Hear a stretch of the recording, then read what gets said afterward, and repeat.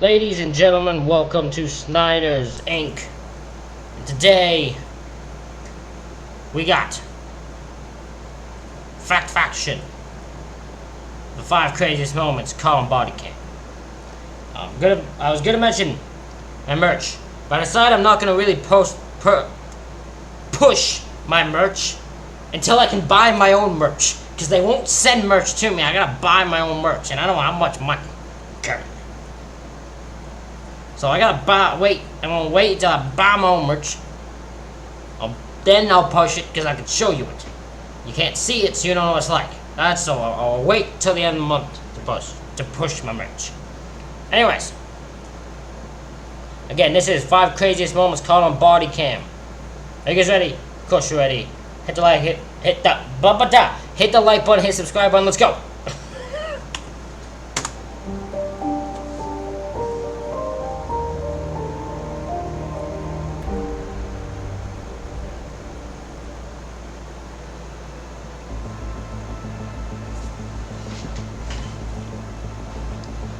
Burning bravery. In October 2021, Officer Matthew Fuss, a 5-year veteran of the Garland Police Department in Northwest Texas, was out on patrol. It was his rookie training.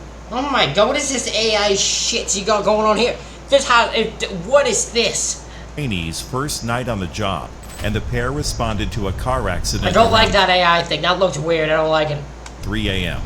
The vehicle was speeding, hit a curb, and flipped over near Forest Lane. Even though there was only one car involved in the crash, the vehicle was on fire, making every minute count. We just have a major accident. We're gone. Bridgeby Forest and Marion, are y'all involved in it? Hey man, let's drag him. Come on. Buddy, come on. Help me. Drag this one up. Let's go. Hey, we got one more in here. We got one more. As we can see, the first person found and dragged to safety was likely thrown from the vehicle. Now joined by 22-year veteran Officer Chris Hathaway, Fuss approaches the car. Is that the person? Because they're like so close to the fire, I'm surprised they're still alive. Like, that's fucking dangerous. Holy shit. To their horror, they discover the driver is still trapped inside. With the fire rapidly progressing, the driver and all the policemen present are now in grave danger. As Officer Fuss said in an interview with NBC News, time was of the essence. I saw that the flames were starting at the back of the vehicle and approaching the passenger side where he was located. Buddy! Hey! Come on! Buddy, come on! Get to him! I can't get to him. You gotta open the door. I can't get him. You have to open the door. He's right here. Hey man, come on. Come on, man. Come on, get you out. Come on. Come on. Come on, man. Let me see your hand. Let me see your hand. Give his hand. Give him the hand. Come on, man. Give him the hand. Get out. Give him the hand. Come on. Come on. Come on. Come on. Yeah. I got you. I love this part about things, because what I loved about this is you could tell there was anger that they were not getting him out quicker. There was anger, but it wasn't like anger towards anybody. It was just frustration that they were screaming, and like it was like anger screaming, come on! Like they're just trying to get him out. They don't want to fail that, so they want to get him out, and you could tell the anger was so there. I got you, baby. The intense heat is starting to frighten Officers Fuss and Hathaway, but they managed to pull the driver through the window by one of his arms and his hair, undoubtedly saving his life. Both the passenger and the driver were later taken to the hospital, and though their injuries were severe, they were not life-threatening. Their identity and the cause of the crash remain unknown to the public, but the pair are expected to recover fully. The Garland Police Department. They're probably being kept private because you don't They don't want to have it with the two people who almost were set on fire or fucking shit talked for the stupidity of causing the accident. Because they caused it, self-caused. As they were speeding and they were going, so it was self-caused by them, but they don't want to fully say what it was. They just want to leave the moment as it is so no one shit talks them. Department praised both Fuss and Hadaway, but Fuss believes he was just doing what he was supposed to do, saying it's part of the job when you sign up for this. It was a moment of instinct. Come on, man. I will admit, I love police officers like that. I love police officers that don't want any credit. They're just like, hey, you did good things. I just did my job. Like, that's all I did. I just did my job. Because there are police officers who would love the spotlight on them to a fucking insane degree. They would love to be praised as the fucking king shit. And because they're not, that's usually the ones that demand that fucking abuse their shit so they can be seen as it. Come on, get you out. Come on. Come on. Also the ones that will plant shit. The officers that plant shit to get arrested, they're the ones that want to be seen as king shit. They want the attention on them. Come on. Come on. Come on. Come on. Yeah. I got you, baby. A real cliffhanger. Around 6 p.m. on Saturday, March 21st, 2020, 4 officers from the North Kent local policing team arrived at an abandoned quarry just off of Pier Road in the town of Northfleet and discovered a man hanging from the edge of a cliff. Since the cliff was roughly 50 feet high and a fall could be deadly, time was crucial. One of the 4 officers remained at the base of the precipice, prepared to provide first aid, while the other 3 scrambled to the top, hoping to pull the man to safety. We're doing everything we can, mate. You hold on. Hold on. This would be terrifying. That would be terrifying if I was that thing, because if you fuck up one little bit, if one thing goes wrong, that man could plummet down to his death. That is fucking terrifying, man. I've got a belt. Hold on. You can do this, mate. Come on, we can help. Right. Hold on, mate. Hold on. Here, mate. Yes, all received them. Thank you. Put your arm through it. Put your arm through it. You get a grip with your feet. Quickly realizing that their arms would not be enough to drag the man off the face of the cliff, the officers ingeniously linked their uniform belts together, forming a kind of makeshift harness. Though this helped stabilize the man's position, it was still not enough to haul him upwards. With the man rightfully terrified, 2 of the officers continued to encourage him with cries of, Hold on, mate. Hold on. while the 3rd ran to a nearby residence and obtained a length of rope. Grip on this now. Put your... What are the odds that the person you went to had a thing of rope? I'm not even saying that thing. It's just like, what are the fucking odds they went to the person that's like, hey, you got some rope? You know what I do? I actually do got some rope. Hold on, man. I'll go grab it for you. What's happening? Someone's hanging from a cliff? Oh, yeah, you could use some rope. I'll get you my rope. Don't worry. Your arm round it. Put your arm round it. That's the one. Good lad. Good lad. You get him off the rope. Keep going, don't Keep going. Come on, mate. Someone get hold of me. Someone get hold of me. Bro. Anxiety would be... anxiety would be filled if I was both sides. If I was at this point, if I was the person hanging from a cliff, I probably would have let go. I would not trust the my grip's not good, so it wouldn't have worked that long, held on for that long. As for the police, oh my god, my anxiety would be so fucking hard. It would be so fucking high. I wouldn't be able to fucking think straight. Can you imagine you're the officers and you're trying to make sure this, you have to make sure this man doesn't fall, you gotta make sure you can get him up. Oh my god, it must be stressful as hell. Keep coming. See your hand, see your hand. Keep coming. Come on. Well done. The rope was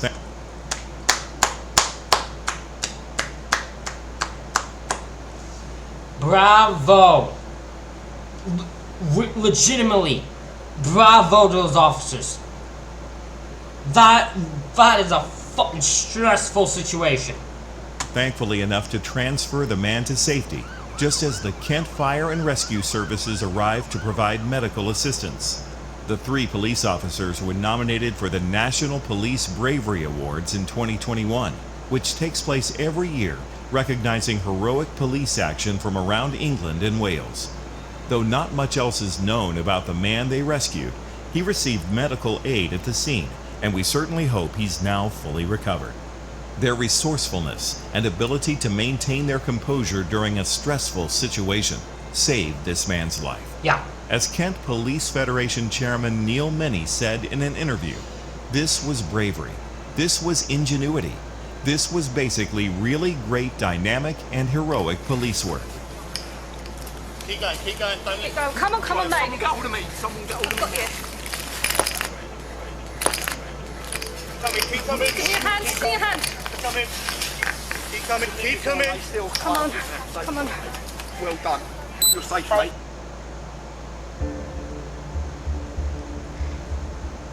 In July of 2021, 2 officers with the San Diego County Sheriff's Department in California had a rather alarming day on the job. Corporal Scott Crane and his trainee, Deputy David Fyvie, responded to a trespassing call at a mortuary in San Marcos, California, a quiet suburb to the north of San Diego. While processing the suspect's vehicle, the pair stumbled upon a white powdery material. Oh, I know this one. This was on a, I saw this before. This is one where the officer barely touches it. Collapses. I think he survives. They get saved, but immediately collapses. Because, I don't remember what it was, opioid or something like that, fentanyl, something like that. Something where it caused him to just immediately collapse once it got on him. Bring back there. Just Okay. start. Copy that. Want to do it on our hood or on the trunk? Do it on. Okay. 92 calls for April Boulevard, Beach. Are you working for Clifford? No, bye. Probably. Is it just evolved and we found dope and then there's a BB gun and then the guy came out and I guess the guy attempted to burg this place. So we're finishing up here. We're waiting for a tow and then Galvan's at the hospital sitting on him. After taking the powder to the back of their police cruiser, Fyvie begins to test the substance to see if it was some kind of drug. When the results come back positive for fentanyl, Crane advises Fyvie to step back, but it was already too late. Want your face close to that Yeah. This stuff's no joke, dude. It's super dangerous.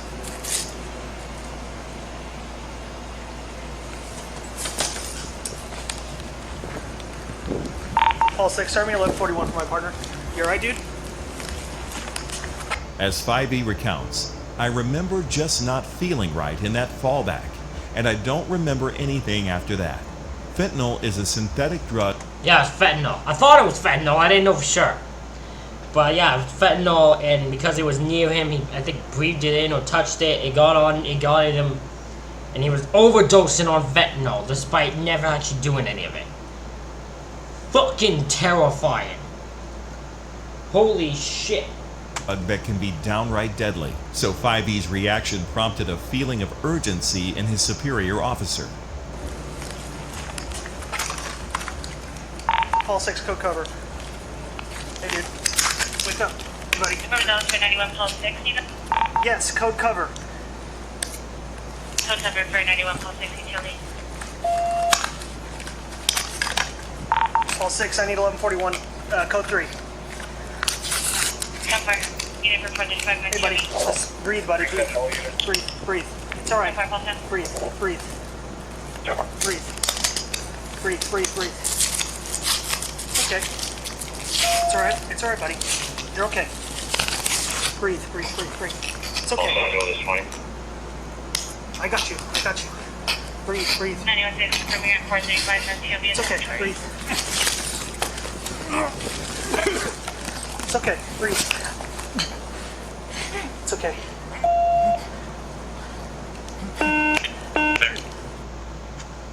Fucking hell. Just like that I can shit. Look at that. That is terrifying. Imagine you're the imagine you with the officer itself. Like the officer is down on the ground here. And you come to. Knowing you had just almost OD'd. On a drug you didn't actually take. You were just near. Give me the air. I need Narcan. I've already administered 2. There you go. If your breathing feels better on your side, we can roll you back over, okay? Do you think it was a dope, or do you think you were having heat exhaustion? No, it was good. Just got lightheaded and 111, FD97 attached, engine I like- 1. where's the material? It's in the trunk. It's in that clear plastic bag right there. Yeah. It tested positive for fentanyl. His pulse is good, and I don't have any. man, your pulse feels great, all right? It's good. Good, normal rhythm. Clear ET, Sarge. 3? Yeah. Although his superior acts quickly, administering the drug Narcan, which can offset the effects of a fentanyl overdose, 5E's condition doesn't appear to improve. He received 4 doses of Narcan in total, 2 given to him by Crane, and 2 given to him by paramedics once they arrived. The experience was quite scary for Crane, who noted that 5E continued to fare poorly, ODing all the way to the hospital. Even though fentanyl can be extremely dangerous, medical experts have questioned whether or not 5E's dramatic reaction to the drug was truly an overdose. Dr. Ryan Marino, the medical director of toxicology and addiction medicine at University Hospitals in Cleveland, Ohio, told the New York Times, the only way to overdose on fentanyl is from injecting, snorting, or some other way of ingesting it. You cannot overdose from secondhand contact. Experts cite 5E's reaction as inconsistent with someone who has overdosed. For example, his lack of response to the Narcan indicates that there were no opioids in his system. Naloxone, the active ingredient in Narcan, quickly reestablishes. So then what do they think happened to him then? Because if that's not an OD, what happened to him? Do they have a guess, or they just go, it's not it's not fentanyl overdose, okay, don't worry about it now? Like, what the fuck happened to him then? Breathing in an overdose victim, but will not affect others. Additionally, 5E also has a history of fainting spells, and in the footage, he can be heard telling one of the paramedics that this was the 6th or 7th time he had hit his head.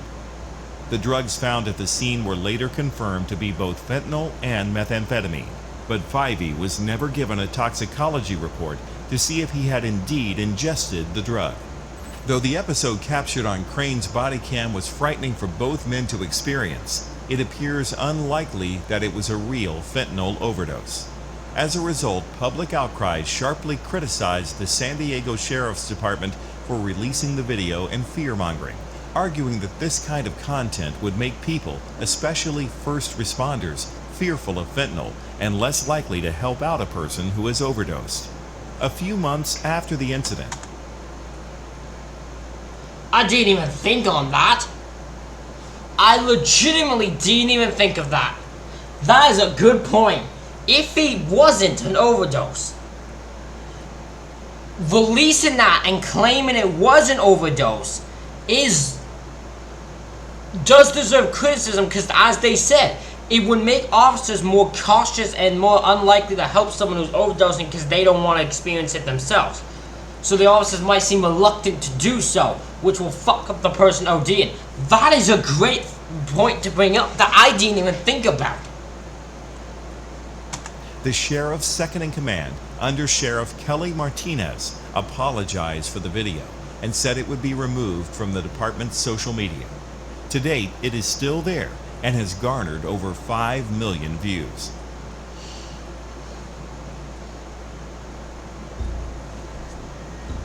On the night of February 13, 2021, police were called to an elderly couple's home in the small coastal village of Barrow in the United Kingdom. The responding officers were met by 66-year-old Penelope Jackson, who, clad only in her pajamas, proceeded to calmly confess to stabbing her husband of 24 years, 78-year-old David Jackson. Okay, at this moment in time, okay, if you just listen to my colleague. Under arrest suspicion of attempt murder, mate. Under arrest with suspicion of attempt murder.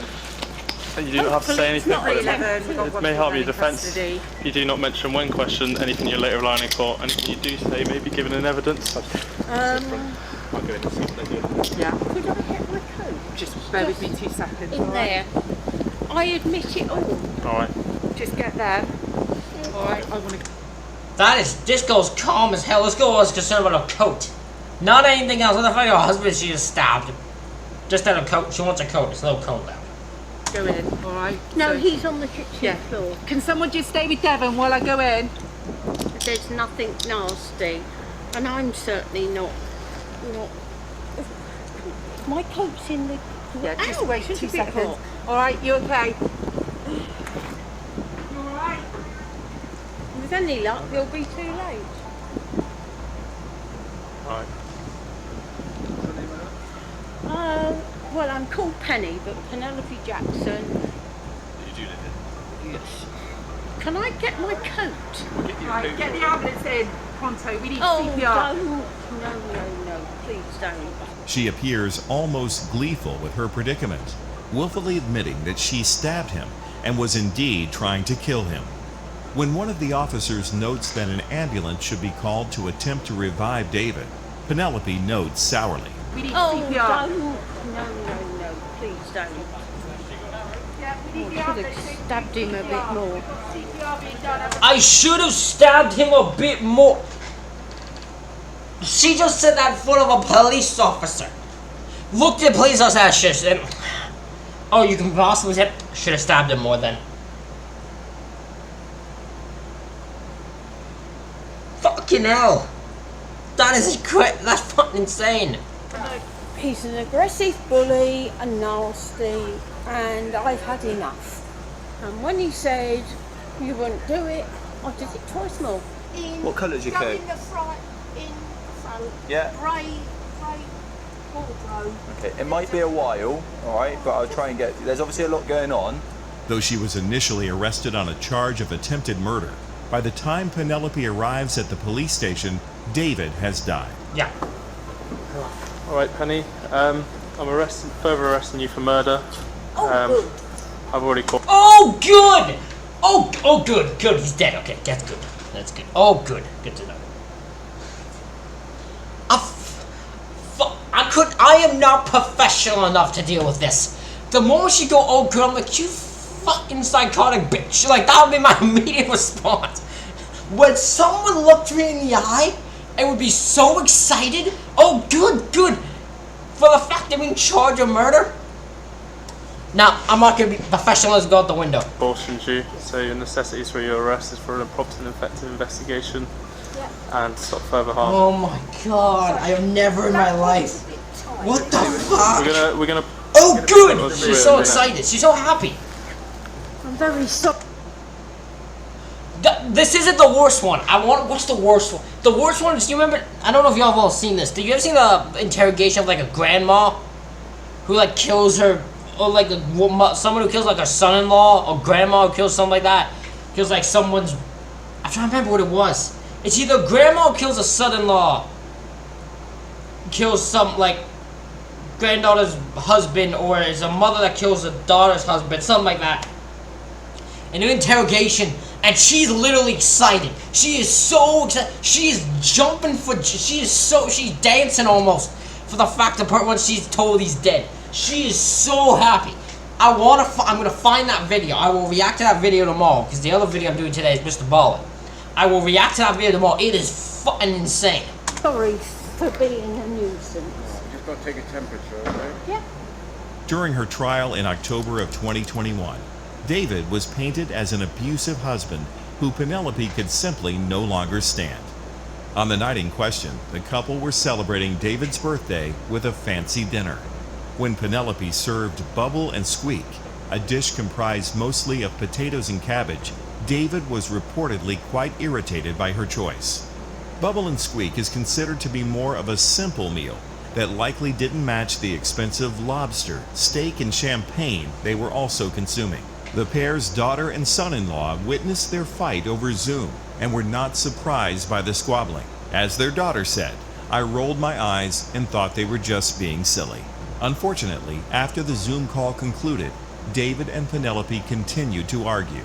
When Penelope threatened to harm herself with a knife, she says he called her pathetic, causing her to stab him multiple times.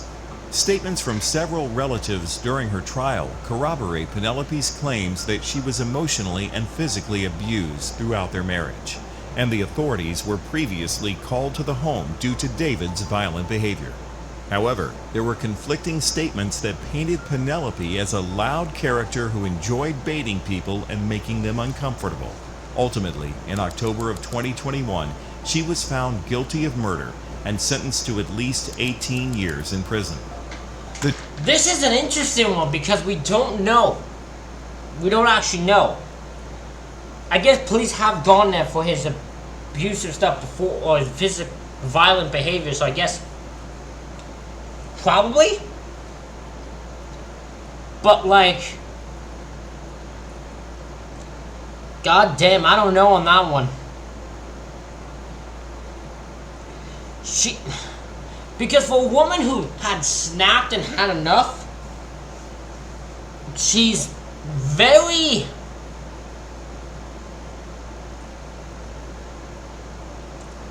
cold-blooded towards it.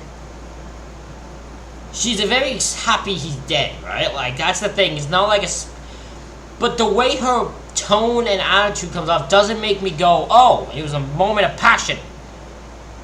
Seems more premeditated. That's all I'm going to say. Her tone gives off that vibe to me. The judge, Martin Picton, stated at her sentencing, "There were no doubt tensions in the marriage, points of friction the lockdown will have accentuated, but I'm quite sure he was nothing like the person you claimed." Public opinion on the matter remains somewhat divided. Yeah. Was Penelope Jackson a victim of abuse, or was it the other way around? Either way, we'll never know for sure. All right, Penny. I'm further arresting you for murder.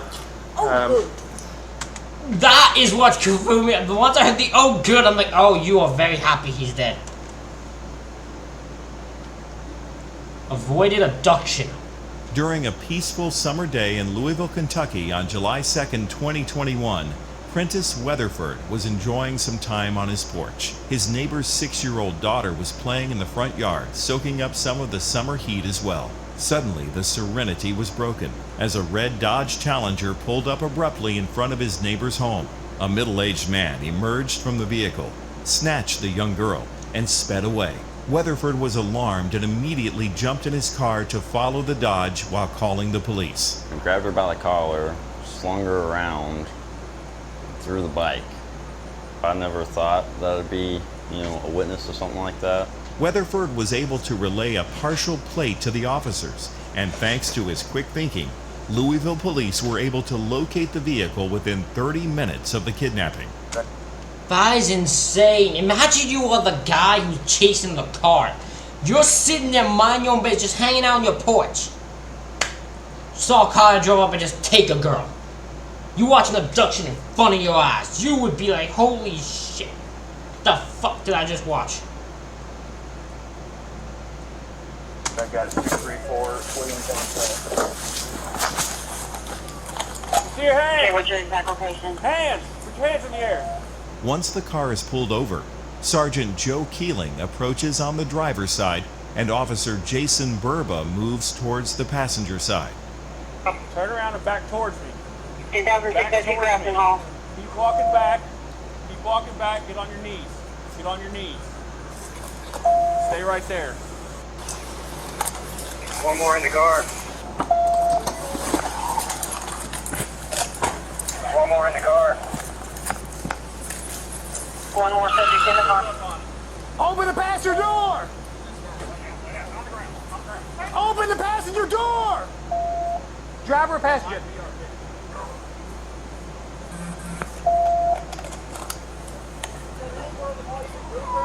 Hello. It's okay. That was when I was losing my mind. I'm like, wait, there's an abduction and you know there's a little girl and the guy in there and your reaction is to treat the girl like she's some violent criminal? Why are you pointing a gun at this woman? Leave this girl, like what the hell? I don't think he handled that at the beginning right. It's okay. And someone have to go to him and be like, she's the victim, dumbass. He's like, oh, okay, my bad, just...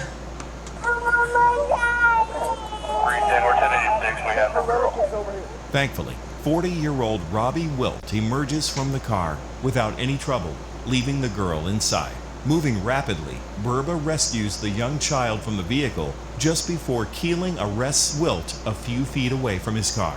Wilt told authorities that he knew what he had done was wrong, and he had been on his way back to the child's house to return her when the police arrested him.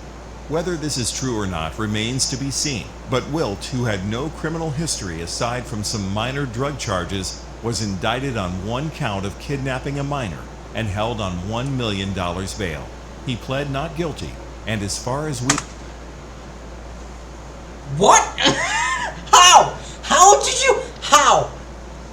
How? In what world can you plead not guilty? How did you do that without any sort of thought of how fucking dumb you are? How? Now I'm genuinely curious.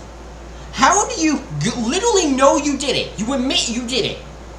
You grab the girl, put her in a car. She's arrested in your car. You admit you know what you did was wrong. And all that. How do you still plead not guilty?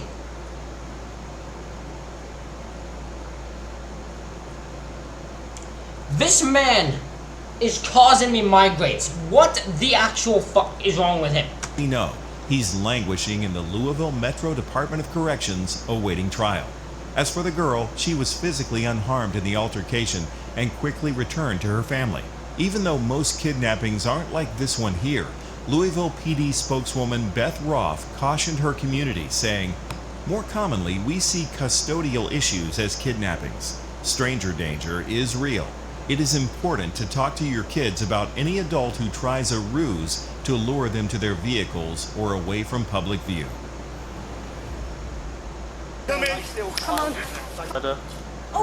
What did you think of these body cam moments? Which topics would you like to see covered next? Let us know in the comments below.